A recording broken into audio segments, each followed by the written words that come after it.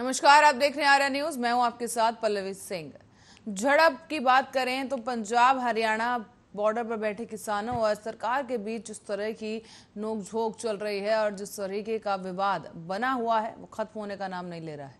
बता दें कि पंजाब, हरियाणा और पश्चिमी उत्तर प्रदेश समेत देश के कई और हिस्सों से आए हुए किसान कृषि से जुड़े तीनों कानूनों को लेकर दिल्ली की यूपी हरियाणा से लगी हुई सीमाओं पर विरोध प्रदर्शन कर रहे हैं। और आज हरियाणा के यमुनानगर में जब बीजेपी की जिला स्तरीय बैठक होने जा रही थी, उसी दौरान प्रदर्शनकारी किसानों ने पुलिस से झड़प कर ली। इस पूरे मामले में पुलिस द्वारा लगाई गई बैरिकेडिंग को भी तोड़ दिया गया।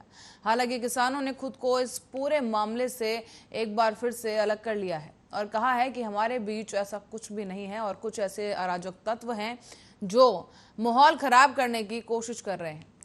और इसी के साथ ही क्या है पूरा मामला, आपको बताएंगे इस रिपोर्ट के जरिए।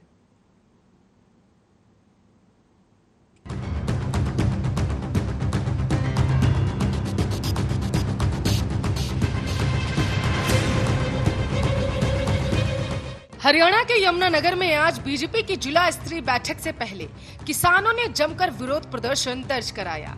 किसानों ने अलग अलग चौराहों पर मोर्चाबंदी करके बीजेपी सरकार के खिलाफ नारे लगाए और बीजेपी नेताओं की गाड़ियों को रोकने की कोशिश भी की। पुलिस ने उन्हें रोकने के लिए बैरिकेड लगाया तो किसान बैरिकेडिंग तोड़कर आगे बढ़ने लगे। तस्वीरों में आप साफ देख सकते हैं कि किस तरीके से पुलिस द्वारा लगाई गई बैरिकेडिंग पर प्रदर्शनकारी किसान चढ़ गए और बैरिकेडिंग को तोड़ने का प्रयास करने लगे। ये तस्वीरें याद दिला रही हैं 72वें गणतंत्र दिवस की, जिस दौरान लगातार उपद्रवी प्रदर्शनकारी लाल किले की तरफ बढ़ रहे थे और लाल किले पर निशान साहेब का झंडा लहरा दिया था, जहां पर तिरंगा देश की शान में लहराया जाता था। हम उन्हें प्रदर्शनकारी उपद्रवी इसलिए कह रहे हैं क्योंकि देश का किसान इस तरह से देश का अपमान कतई नहीं करेगा। खैर, आपको बता दें कि लाल किले पर जो प्रदर्शनकारी चढ़ाई करने की कोशिश कर रहे थे तो उस समय भी ट्रैक्टरों से बैरिकेडिंग तोड़ी गई, पुलिस पर पथराव हुआ, तलवारों को लहराते हुए प्रदर्शनकारी पुलिस पर हमला करने लगे थे और लगातार प्रदर्शनकारी उपद्रवी ट्रैक्टरों के साथ लाल किले की ओर बैरिकेडिंग को तोड़ते हुए आगे बढ़ने लगे। यह तस्वीरें एक बार फिर से दोहराई गई हैं। यमुनानगर में आज बीजेपी की जिला स्तरीय बैठक से पहले उपद्रवी प्रदर्शनकारियों की पुलिस से जमकर झड़प हुई। इस दौरान प्रदर्शनकारियों ने पुलिस द्वारा लगाई गई बैरिकेडिंग को भी तोड़ा और इस दौरान पुलिस और किसानों के बीच झड़प हुई। आपको बता दें कि डीएसपी ने बताया है कि कैबिनेट मंत्री मूलचंद शर्मा आगमन था और उनकी बैठक भी थी। स्थानीय विधायकों और मंत्रियों का भी यहां आना था। किसानों ने पहले ही कहा था कि हम इनका विरोध करेंगे और किसी भी कीमत पर यह कार्यक्रम नहीं होने देंगे। पुलिस और किसानों का आमना सामना हुआ। कुछ लोगों ने बैरिकेड पर ट्रैक्टर चढ़ाया है। किसान नेताओं से बात की गई है तो उन्होंने कहा है कि हम इसके लिए माफी मांगते हैं। हमारे बीच में भी कुछ ऐसे तत्व मौजूद हैं जो हमारा कहना नहीं मानते।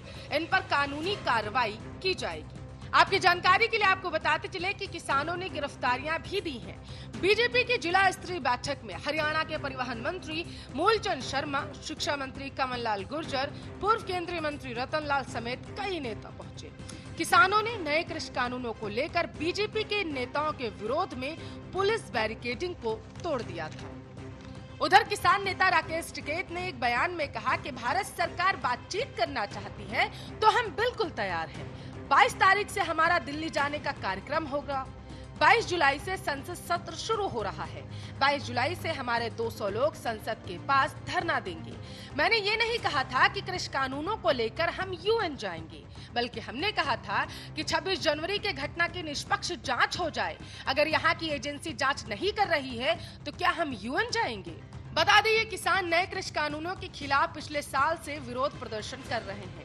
सैकड़ों किसान दिल्ली बॉर्डर पर पिछले साल 26 नवंबर से जमा हैं। इनकी मांग है कि बिना किसी शर्त के नए कृषि कानूनों को रद्द किया जाए। आपको बताते चले नए कृषि कानूनों में आखिर है क्या। तो पहले कानून में एक ऐसा इकोसिस्टम बनाने का प्रावधान है जहां किसानों और व्यापारियों को राज्य की एपीएमसी के रजिस्टर्ड मंडियों से बाहर फसल बेचने की आजादी होगी। इसमें किसानों की फसल को एक राज्य से दूसरे राज्य में बिना किसी रोक टोक के बेचने को भी बढ़ावा दिया जाएगा। बिल में मार्केटिंग और ट्रांसपोर्टेशन पर खर्च करने की बात कही गई है ताकि किसानों को अच्छा दाम मिल सके। इसमें इलेक्ट्रॉनिक व्यापार के लिए एक सुविधाजनक ढांचा मुहैया कराने की भी बात कही गई। अब इस बिल का विरोध क्यों हो रहा है, तो आपको बता दें कि विपक्ष कह रहा है कि राज्य को राजस्व का नुकसान होगा, क्योंकि अगर किसान एपीएमसी मंडियों के बाहर फसल बेचेंगे तो वे मंडी फीस नहीं वसूल कर पाएंगे। कृषि व्यापार अगर मंडियों के बाहर चला गया तो कमीशन एजेंटों का आखिर क्या होगा। इसके बाद धीरे धीरे एमएसपी के जरिए फसल खरीद बंद कर दी जाएगी। मंडियों में व्यापार बंद होने के बाद मंडी ढांचे की तरह बनी ई नेम जैसे इलेक्ट्रॉनिक व्यापार प्रणाली का भी आखिर क्या होगा। तो वहीं दूसरे कानून के तहत किसान कृषि व्यापार करने वाली फर्मों, प्रोसेसर्स, थोक व्यापारी, निर्यातकों या फिर बड़े खुदरा विक्रेताओं के साथ कॉन्ट्रैक्ट करके पहले से तय एक दाम पर भविष्य में अपनी फसल बेच सकते हैं। 5 हेक्टेयर से कम जमीन वाले छोटे किसान कॉन्ट्रैक्ट से लाभ कमा पाएंगे। बाजार की अनिश्चितता के खतरे को किसान की जगह कॉन्ट्रैक्ट फार्मिंग करवाने वाले प्रायोजकों पर डाला गया है। अनुबंधित किसानों को गुणवत्ता वाले बीज की आपूर्ति सुनिश्चित करना, तकनीकी सहायता और फसल स्वास्थ्य की निगरानी, ऋण की सुविधा और फसल बीमा की सुविधा उपलब्ध कराई जाएगी।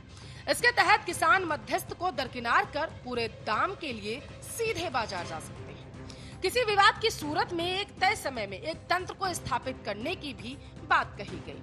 अब विपक्ष ये कह रहा है कि कॉन्ट्रैक्ट फार्मिंग के दौरान किसान प्रायोजक से खरीद फरोख्त पर चर्चा करने के मामले में कमजोर होगा। छोटे किसानों की भीड़ होने से शायद प्रायोजक उनसे सौदा करना पसंद न करे। किसी विवाद की स्थिति में एक बड़ी निजी कंपनी, निर्यातक, थोक व्यापारी या प्रोसेसर्स जो प्रायोजक होगा उसे बढ़त होगी।